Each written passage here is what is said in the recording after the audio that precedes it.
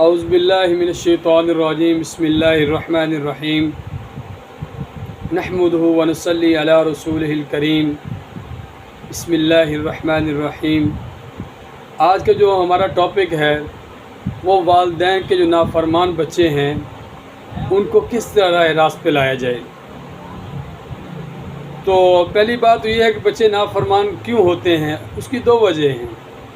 ایک وجہ یہ ہے کہ بچے کو بہت زیادہ سہولتیں دی جائیں، بچے کی جو ہے ہر بات کو مانا جائے، اس کی جائز ناجائز ساری خواہشات کو پورا کیا جائے، تو بچے لاڑ پیار میں خراب ہو جاتے ہیں اور نافرمان ہو جاتے ہیں۔ دوسری وجہ یہ ہے کہ بچے کو بہت زیادہ جو ہے غصے میں ہر وقت بچے کو ڈانٹنا، ہر وقت بچے پر جو ہے نظر رکھنا، وہ کیا کر رہا ہے، کدھر جا رہا ہے، اور اسی طرح جو ہے بچے کو پیچھے پڑے رہنا۔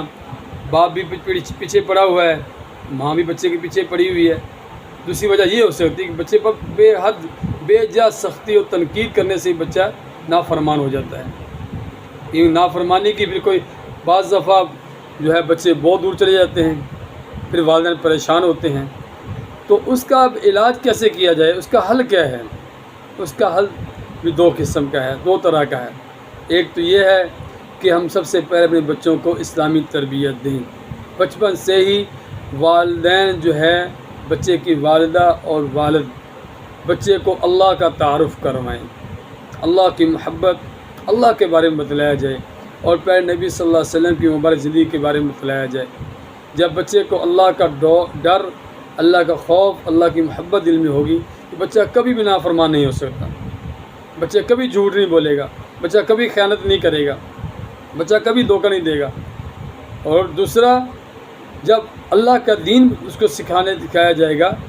آج ہم اللہ کے دین کو تو سکھاتے نہیں ہیں، اسکول کالج بس اسی چکر میں لگایا ہوا ہے۔ اسکول کالج میں جائیں، بچے اسکول بھی پڑھیں، اچھے اسکولوں میں جائیں، اچھی تعلیم لیں، اور ساتھ ساتھ ماں باپ اسلامی تربیت بھی کریں۔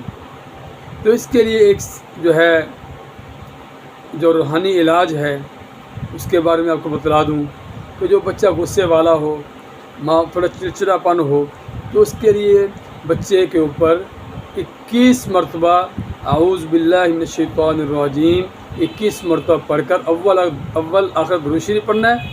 پھر 21 مرتبہ جو ہے اس پر یہ پڑھ کر اس کو جو ہے پانی پلا دو۔